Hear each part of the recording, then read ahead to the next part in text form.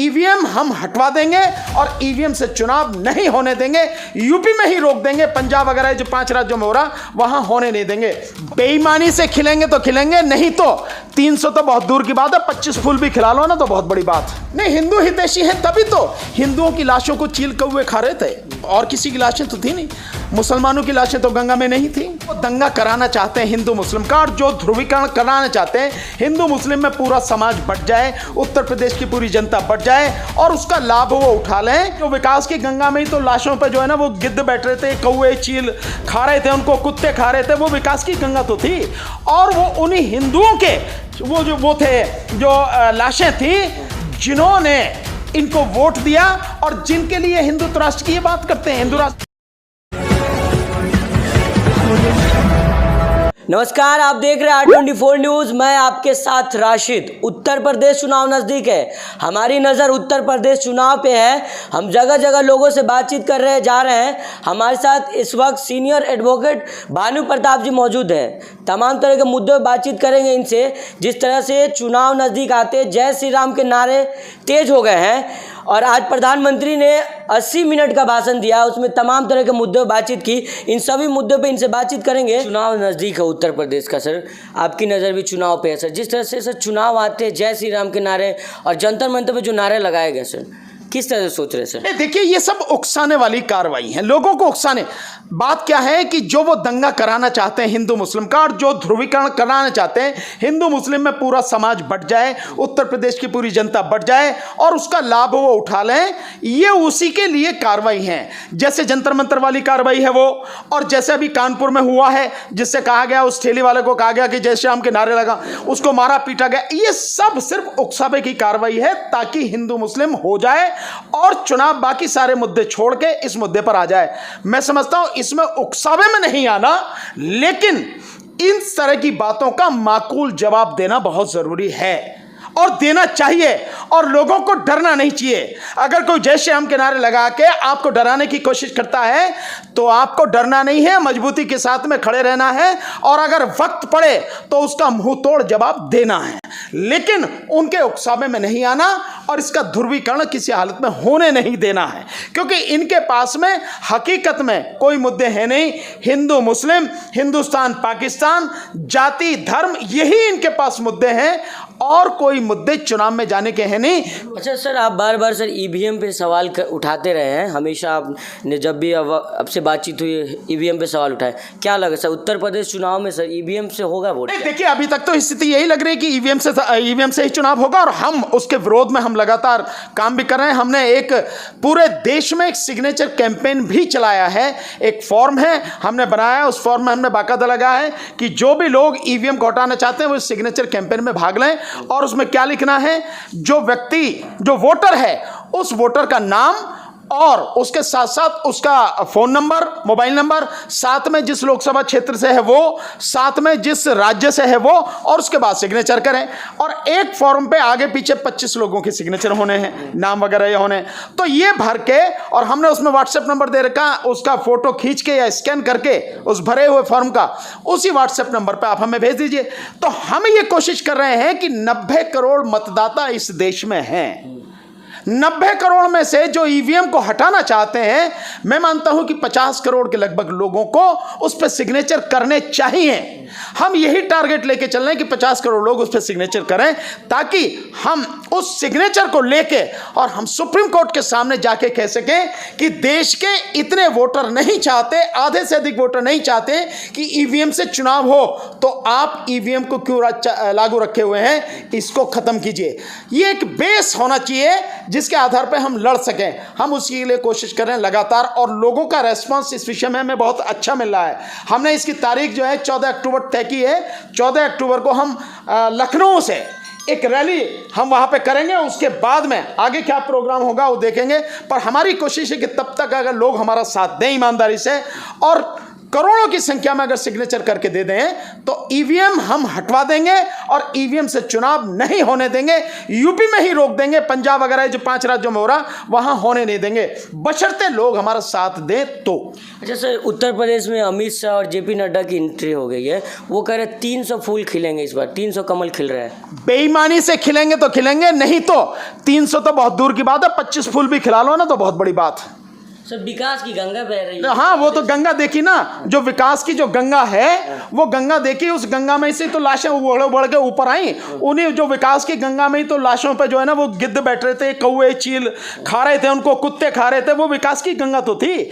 और वो उन्हीं हिंदुओं के वो थे जो लाशें थी जिन्होंने इनको वोट दिया और जिनके लिए हिंदुत्व राष्ट्र की ये बात करते हैं, हिंदू राष्ट्र की बात करते हैं। आप सर क्या क्या करें? हिंदू हितैषी है। नहीं, हिंदू हितैषी है तभी तो हिंदुओं की लाशों को चील कौवे खा रहे थे, और किसी की लाशें तो थी नहीं।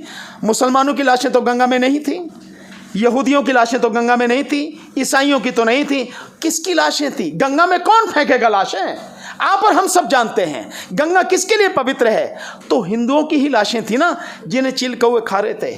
मतलब शर्म नहीं आती होगी सरकार को ये इतना विभत्स नज़ारा देखते हुए, इतना घिनौना नज़ारा देखते हुए कि इंसान को आप मौत के समय उसे मतलब अंतिम संस्कार भी उसका नहीं कर सकते सम्मानपूर्वक, ऐसी स्थिति आपने पैदा कर दी है। वो लाशें वही तो हैं कि जो आपने देखी होंगी वहाँ पे प्रयागराज में, यानी कि इलाहाबाद में देखी होंगी, जो आपने देखी है वहाँ पे गाजीपुर में देखी है, जो आपने उन्नाव में देखी है, जो आपने कानपुर में देखी है, जो गंगा की रेत में लाशें दबी हैं। और उन लाशों से सरकार द्वारा जो राम नामी चादर थी या यूं कहो कि जो कफन था उसको भी नुचवाया गया। वो आपने सबने देखा है, पूरी दुनिया ने नज़ारा देखा है।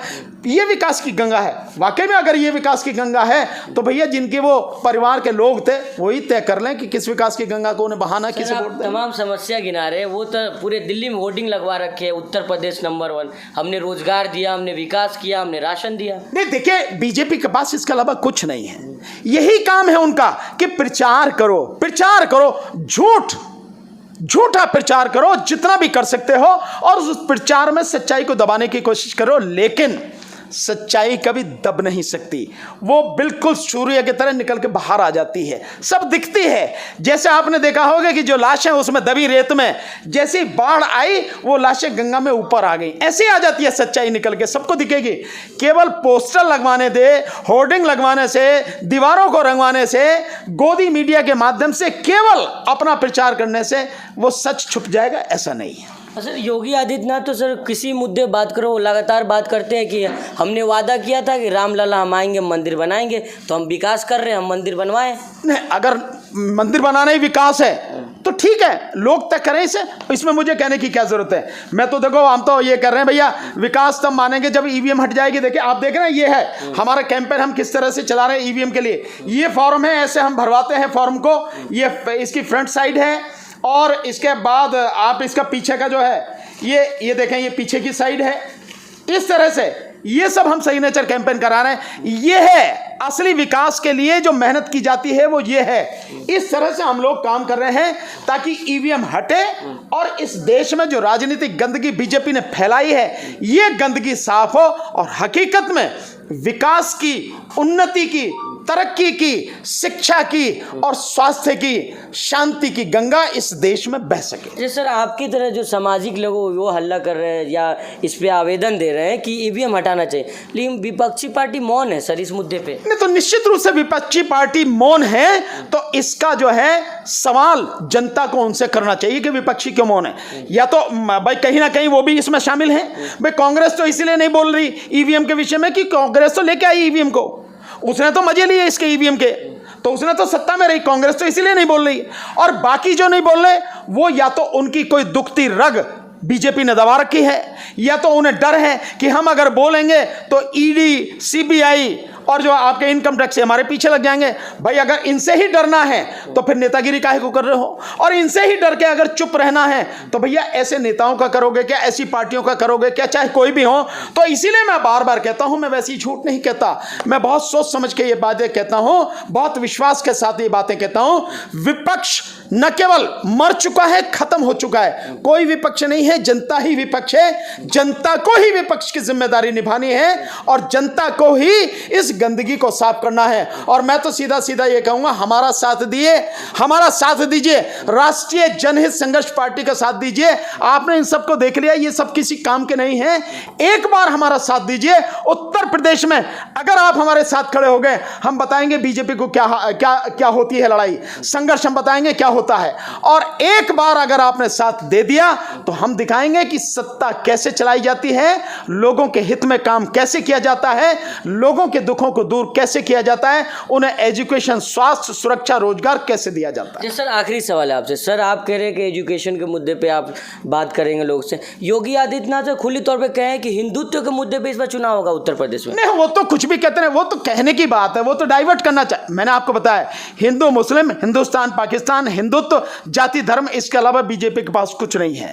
इसीलिए जो असली मुद्दे हैं उनसे ध्यान भटकाने की कोशिश। मैं आपसे पूछता हूं, आपके माध्यम से पूरी देश की जनता से पूछता हूं, असली मुद्दा क्या है? असली मुद्दा है शिक्षा। अगर शिक्षा मिलेगी, सही शिक्षा मिलेगी, देश तरक्की करेगा, समाज तरक्की करेगा, व्यक्ति तरक्की करेगा। रोजगार मिलेगा तो व्यक्ति उन्नति के शिखर पर बढ़ता चला जाएगा, खुशहाली होगी, शांति होगी, लोग सुख से रह सकेंगे। स्वास्थ्य सुविधाएं अगर अच्छी होंगी, जिनकी जरूरत है, और ये सरकार की जिम्मेदारी है, ये हैं असली मुद्दे। एक व्यक्ति बीमार हो तो उसे परेशान ना होना पड़े, उस पर पैसा हो ना हो, लेकिन वो जाए सरकारी हॉस्पिटल में, उसका पूरा इलाज हो, डॉक्टर मिले, अस्पताल मिले, दवाई मिले, उसे वो सुख से रहे, बीमारी उसकी दूर हो जाए। और साथ में उसकी सुरक्षा हो कि अगर थाने में जाए या किसी सरकारी विभाग में जाए काम के लिए, तो उसका काम हो बिना रिश्वत के हो, बिना देरी के हो, बिना उसे परेशान किए हो, थाने में जाए तो एफआईआर लिख दी जाए। ये चीजें हैं जिन पे काम करना चाहिए, जिन पे काम करना ही पड़ेगा, और हम इन्हीं को लेकर चल रहे हैं।